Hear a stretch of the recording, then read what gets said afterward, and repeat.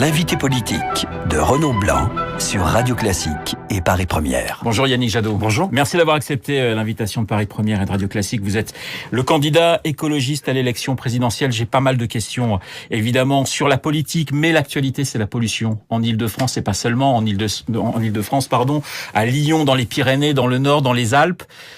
Vous êtes particulièrement remonté contre le gouvernement. Vous parlez de politique criminelle concernant la pollution atmosphérique. Quand on est face à un pic de pollution pas vu depuis des années, quand toutes les statistiques, toutes les études scientifiques sont là pour dire l'impact absolument dramatique sur notre santé. 42 000 morts par an, 130 morts par jour.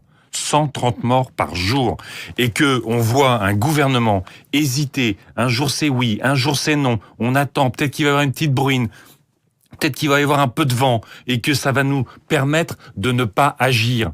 Eh ben, on voit à quel point cette indécision est criminelle au regard de l'impact sur la santé, et comment cette indécision construit aussi de l'incivilité. Je veux dire, en venant chez vous, il n'y a qu'à regarder dans la rue. On voit quasiment autant de plaques impaires que de plaques paires. Il faut bien que les gens se déplacent. Mais bien sûr, il faut bien que les gens se déplacent. On peut pas tous rouler en voiture électrique, ça coûte relativement cher. Mais bien sûr que c'est un vrai sujet. Et en plus, les transports en commun ne marchent pas. Bien sûr que c'est un vrai sujet. Ouais. Mais ça veut dire que ça s'anticipe. De toute façon, toute l'année, nous sommes pollués. Il y a les pics de pollution, toute l'année, nous sommes pollués. Est-ce que vous avez vu un grand plan d'action ambitieux, déterminé, pour dire aux Françaises et aux Français, est-ce que vous acceptez 130 morts par jour? Est-ce que, pour éviter ça, effectivement, on investit dans les transports en commun. Et c'est la demande des écologistes depuis toujours. En Île-de-France, les écologistes ont été aux commandes avec les socialistes pendant des années. Mais vous savez à quel point on a tenté... Vous avez eu des ministres de l'écologie pendant des années. Je pense à Dominique Voynet il y a 20 ans. Enfin, j'ai l'impression... excusez-moi, mais vous voyez même aujourd'hui Ségolène Royal, dont on considère qu'elle est un poids lourd du gouvernement, totalement silencieuse sur la question. Ça vous choque justement ce silence de Ségolène Royal? Bien sûr, c'est inacceptable aujourd'hui. Enfin, mais quand vous avez des enfants... ministre de l'écologie, qui a la pollution partout en France, comment vous expliquez ce silence de Ségolène Royal? Je ne l'explique pas. Fidel Castro, elle a plus envie de parler, c'est ça votre avis? J'en sais rien. Ce que je regarde, c'est l'attitude du gouvernement et les décisions des préfets.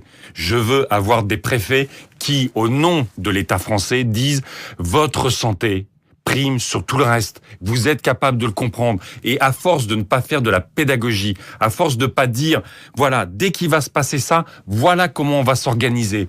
Voilà, facilitons le covoiturage, organisons. Si à chaque fois, la veille quasiment, on ne sait pas s'il va y avoir circulation alternée ou pas, ça fout tout le monde dans le bazar. Donc vous êtes pour la circulation alternée et vous êtes finalement pour des sanctions plus fortes vis-à-vis des automobilistes qui ne jouent pas le jeu? Je suis pour des sanctions sur les automobilistes qui jouent pas le jeu, mais les sanctions n'ont de sens que si le gouvernement a été extrêmement clair. Si pour chacune et chacun, quand vous devez aller au boulot le matin, ou alors aller chercher un boulot, vous ne savez à peine si vous allez pouvoir circuler dans la journée, tout le monde est dans le bazar. Si il est clair que sur les plusieurs jours qu'arrivent, voilà ce qui va se passer. Voilà comment vous allez devoir vous organiser. Voilà l'offre de transport public que nous faisons. Oui, voilà les réductions que nous faisons. Yannick Jadot, elle est totalement déficient l'ordre justement des transports publics. Quand on voit le bazar Gare du Nord, quand on voit les embouteillages, vous comprenez la colère des gens qui disent moi il faut que j'aille bosser tous les matins. Mais je suis parfaitement d'accord. Ouais. Et depuis des années, vous parlez par exemple, vous n'avez qu'à regarder la loi de finances. Depuis des années, nous combattons les budgets toujours trop restreints sur les transports collectifs. Même le secrétaire d'État au transport s'est plaint de ne pas avoir assez d'argent, ne serait-ce que pour assumer ce qui est planifié. Alors plutôt que de faire le Lyon-Turin, 20 milliards, plutôt que de faire le Notre-Dame-des-Landes, tout ça, agissons, faisons un plan de relance des transports. Ça mettra du boulot à Belfort, ça fera tourner nos industries et en plus... Ça protégera notre santé. 130 morts par jour, on peut pas l'accepter. Alors, vous militez pour la fin du diesel, vous militez pour la voiture électrique. J'en reviens quand même toujours à cette question. Ça coûte très cher, la voiture électrique. On a l'impression que l'écologie, c'est bien, mais c'est quand même réservé à des gens qui ont les moyens. Mais quand vous avez à Paris, on aurait aussi, et comme à Lyon et dans les autres villes, on aurait un vrai plan vélo. Il y a plein de gens qui pourraient utiliser leur vélo. Vous savez, dans les pays du Nord, ils utilisent 5-10 fois plus le vélo que nous. Donc c'est pas une question de température. On n'est pas des Nordiques. Oui, mais c'est aussi une question d'aménagement de la ville. Si, à chaque fois que vous prenez le vélo, vous avez peur d'être renversé par une voiture, ça vous pousse pas à prendre le vélo.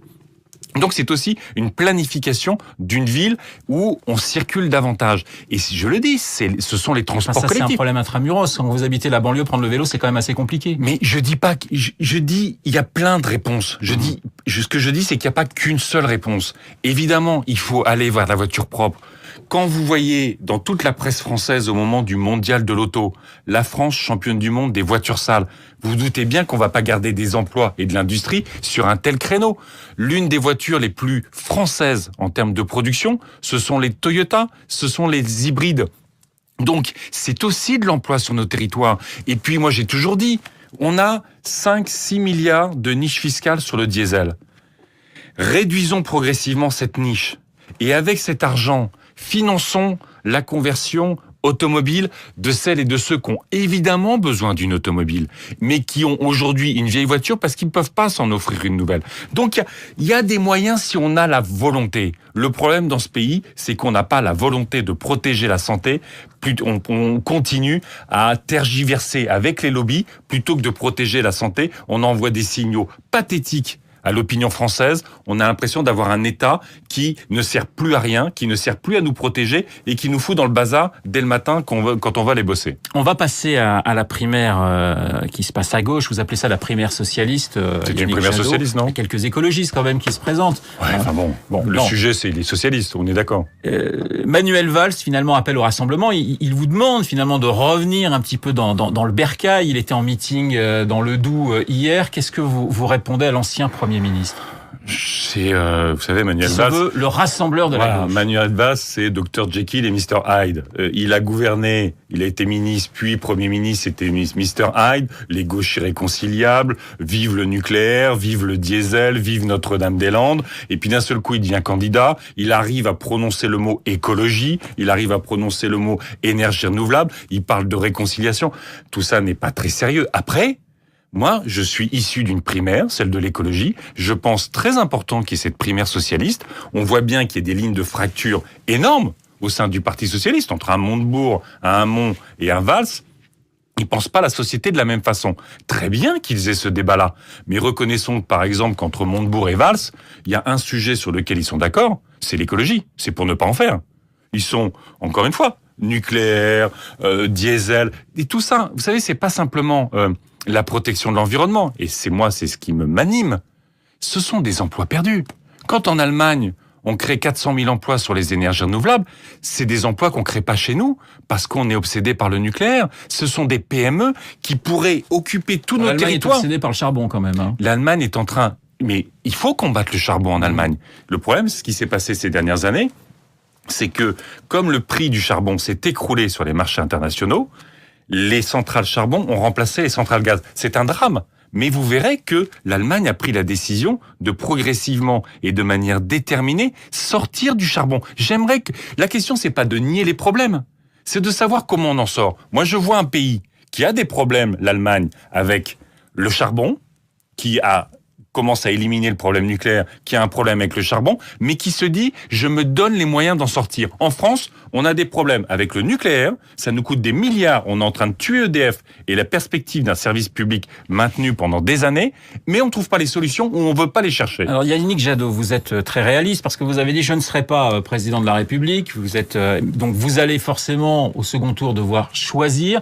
Qui est le plus écologiste pour vous entre Mélenchon, Valls, Macron ou Montebourg? Je suis pas dans cette logique-là. J'ai dit qu'effectivement, au regard de la place de l'écologie politique dans notre pays, au regard du paysage politique dans notre pays, j'étais sur un chemin de relance, de reconstruction de l'écologie politique.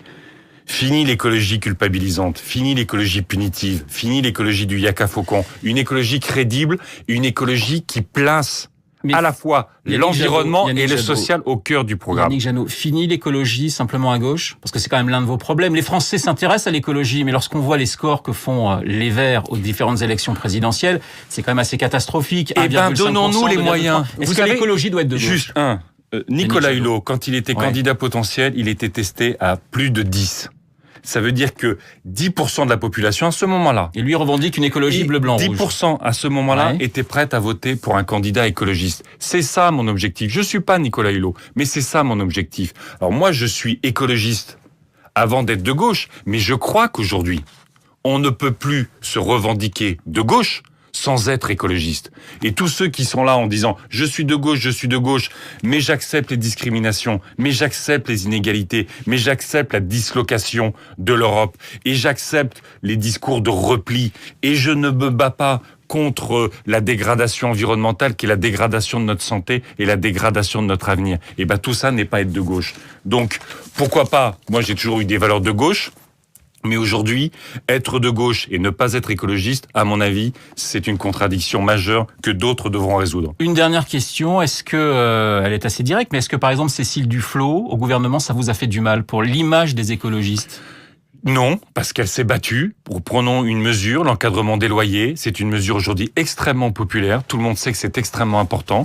Maintenant, il faut pas se voiler la face. Ce quinquennat a abîmé tous ceux qui ont soutenu François Hollande en 2012. Parce qu'il y a eu un tel retournement de politique. Il y a un tel sentiment des promesses non tenues, d'avoir pris un chemin qui n'était absolument pas celui annoncé et qui faisait qu'il avait construit une majorité en 2012. Les villes, les départements, les régions, l'Assemblée, le Sénat, la présidence, le gouvernement, tout ça était de gauche en 2012. On va finir en 2017. Il aura tout perdu. Il aura tout perdu du fait de cette mauvaise politique. Un oui ou un non, la gauche a perdu déjà 2017 ou pas ? L'écologie doit gagner.